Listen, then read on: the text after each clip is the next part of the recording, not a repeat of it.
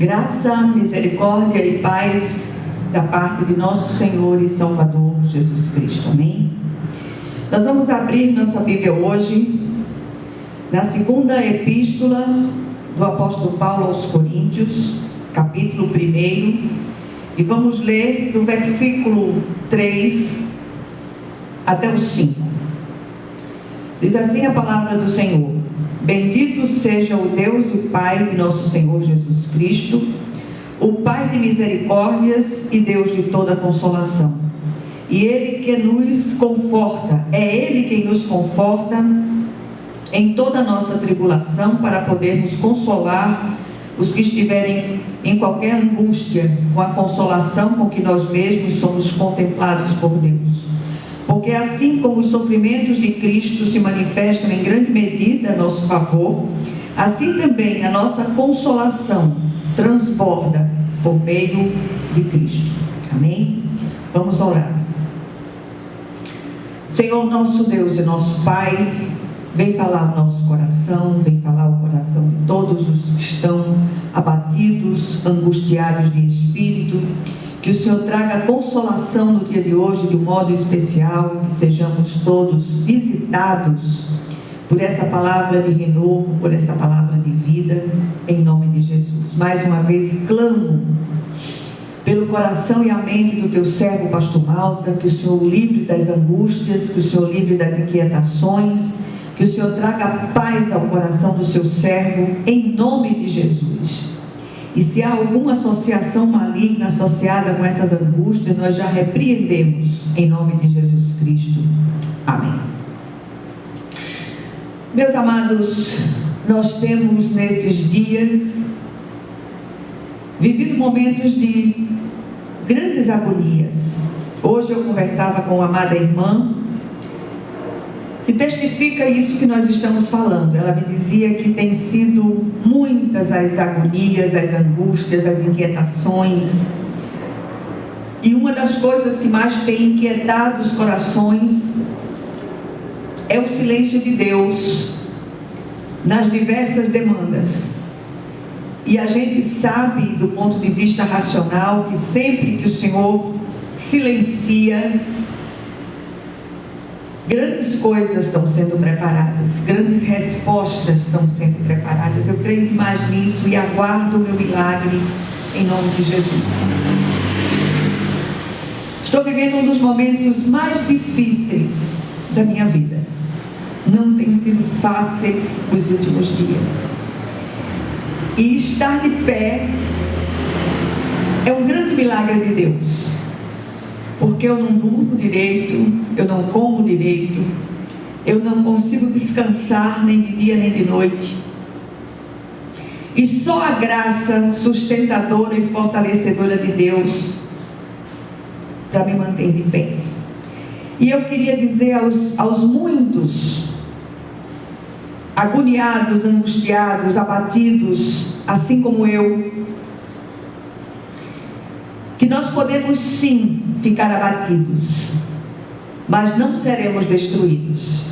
Por que eu estou dizendo isso? Porque há uma voz corrente nos meios cristãos, sobretudo nos dias atuais, que se diz que crente não fica assim, que crente não entristece, que crente não passa por isso, crente não passa por aquilo. Isso não é verdade, isso não vem de Deus. Se nós dermos uma ligeira passada nas Escrituras, de Gênesis até Apocalipse, nós vamos encontrar servos de Deus, cheios da graça de Deus, passando por momentos extremamente difíceis, de desertos, de vales áridos, de tempestades tremendas, de vendavais e coisas do tipo. Então, antes de abrir a boca para acusar o irmão que está precisando de um aceno de alegria, um aceno de consolação, cuidado com o que você vai dizer. Se você não tem nada positivo, se você não tem nada consolador para dizer, cale a boca e vá orar por ele, que é o melhor que você faz. Deixe de julgar uma dor que você não conhece. E você só vai julgar até conhecer. É preciso que nós busquemos estratégias de Deus para atravessarmos essas tribulações e não nos sentirmos derrotados, sobretudo com as críticas ao nosso redor. Uma das coisas que são ditas mais frequentemente, primeiro, que é falta de fé, segundo, que a pessoa está em pecado. Você abrir a boca para dizer uma infelicidade dessa, era melhor que você ficasse mudo antes de abrir a boca para dizer tal bobagem. O apóstolo Paulo escreveu aos cristãos de Corinto por vários motivos, mas hoje eu gostaria de destacar o propósito de consolar aqueles que se encontravam abatidos e que não eram poucos. E Paulo traz palavras de ações de graças e conforto aos irmãos que atravessavam dificuldades, partilhando com eles a sua própria experiência. E aqui quem está falando é um campeão de fé, um homem de Deus que, apesar de todos os pesares, não abandonou o caminho. Paulo aqui, em contraste com os falsos profetas e falsos apóstolos daqueles dias, ele se mostra fraco, se mostra inútil, mas através de sua fraqueza, a graça e o poder de Deus são engrandecidos. Todos nós somos frágeis, fracos, pequenos, inúteis. A graça de Deus em nós é que faz a diferença. E nós temos a tendência de achar, como eu já disse, que os servos de Deus muito consagrados a Ele e a sua obra não enfrentam lutas e pressões tanto internas quanto externas. Contudo, esse é um grande engano. Por isso é sempre edificante e terapêutico fazermos releituras constantes de textos bíblicos que nos mostram o contrário. É sempre bom e confortador observarmos o caminhar de homens de Deus como Jó, Davi, Jeremias, Isaías e o próprio apóstolo Paulo. E tantos outros. Olhar aquela galeria dos heróis da fé de Hebreus 11, que façamos leituras contínuas daquilo que aconteceu com aqueles homens e mulheres de Deus, dos quais o mundo não era digno. Qual o segredo da vitória de Paulo e dos demais ao passarem por lutas e pressões?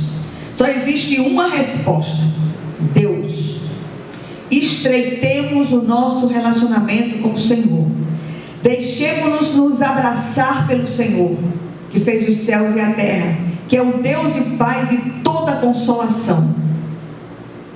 O crente fiel não está isento de passar por esses vales, não está isento de se impacientar, de se inquietar, de se agoniar, de se abater.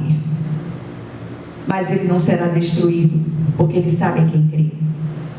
O que o texto nos encoraja a fazer em meio às nossas lutas? Primeiro, olhar para Deus, depender de Deus, clamar a Deus, descansar em Deus, se refugiar em Deus. Essa é a grande diferença e o grande segredo da vitória dos seus escolhidos.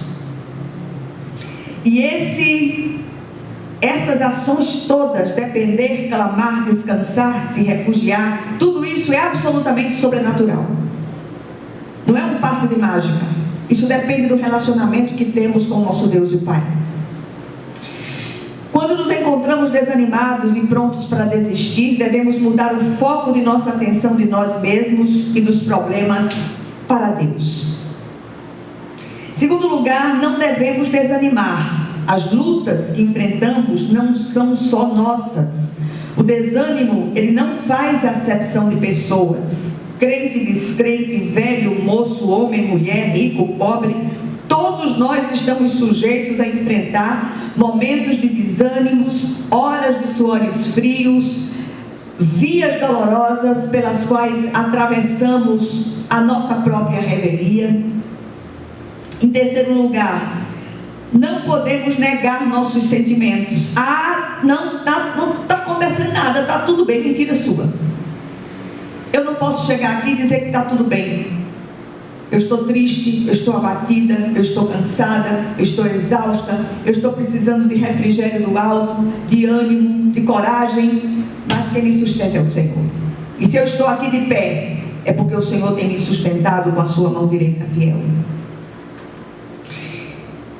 Paulo não negou os seus sentimentos diante de Deus nas suas orações e também não deseja que neguemos as nossas emoções. O apóstolo Paulo, no capítulo 7 desta mesma epístola, ele diz: em tudo fomos atribulados, lutas por fora, temores por dentro. O Senhor deseja que sejamos absolutamente sinceros com Ele em oração. Aliás, nós gostamos de ler o livro dos Salmos. Salmodiar significa rasgar-se diante de Deus. E é isso que os salmistas fazem em todo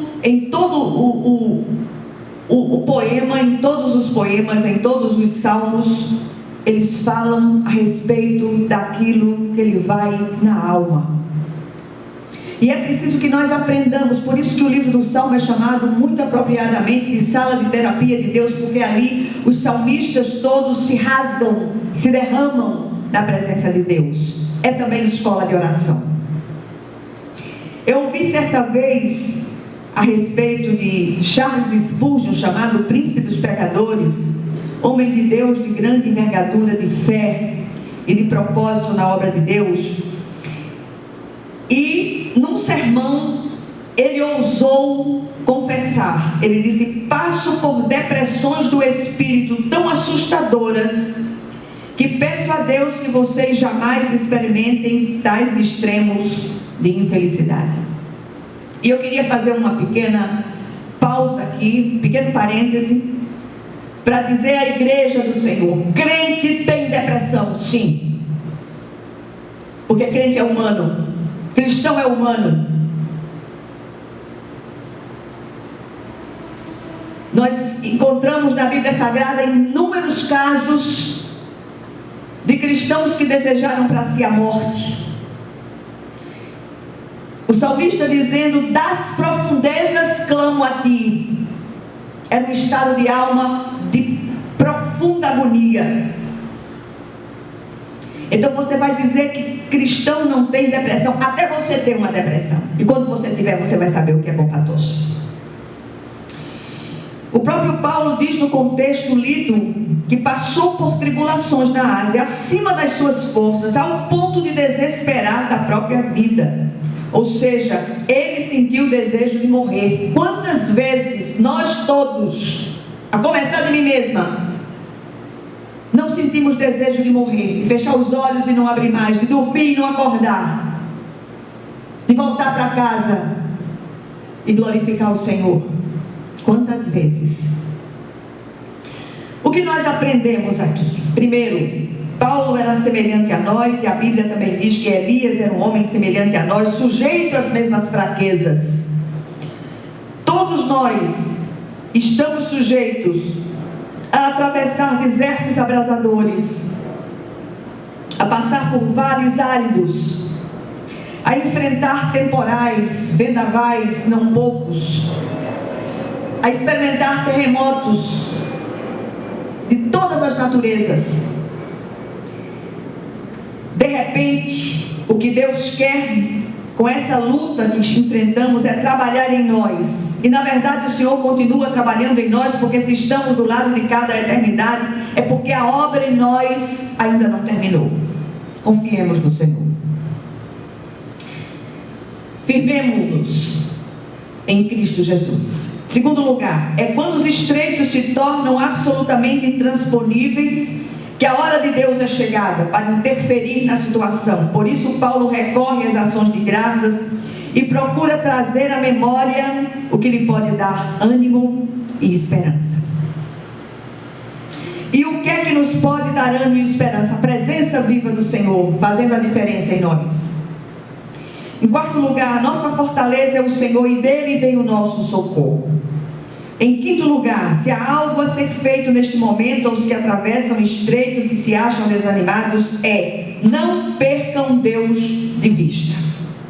E por último, assim, quero dizer a você, podemos sim ficar abatidos, nos sentir abatidos, sim, mas não derrotados. Que o Senhor, Ele aplique essa porção da palavra aos nossos corações e que você recobre o ânimo, que eu recobre o ânimo, e que nós sigamos na força que o Senhor supre, em nome de Jesus Cristo. Vamos orar. Senhor, nosso Deus e nosso Pai Celestial, clamamos a Ti, Senhor, confiados no poder que há no sangue de Jesus. Que o Senhor visite os abatidos, angustiados, tristes de espírito, que estão passando por momentos difíceis de enfermidade de alma, que em nome de Jesus, Pai, esses amados sejam restaurados e o Senhor recobre o vigor de cada um deles, em nome de Jesus. Visita os enfermos, visita o pastor Malta, Senhor, tira essa angústia do coração do teu servo, restaura-lhe a saúde espiritual e emocional, em nome de Jesus. Amém. E que a graça de nosso Senhor e Salvador Jesus Cristo, o amor infinito de Deus, o nosso Pai Celestial, que as consolações e comunhão do Santo Espírito estejam com todos vocês e com todo o povo de Deus espalhado por toda a face da terra, desde agora e para todo o sempre. Amém, amém e amém. Que Deus os abençoe ricamente.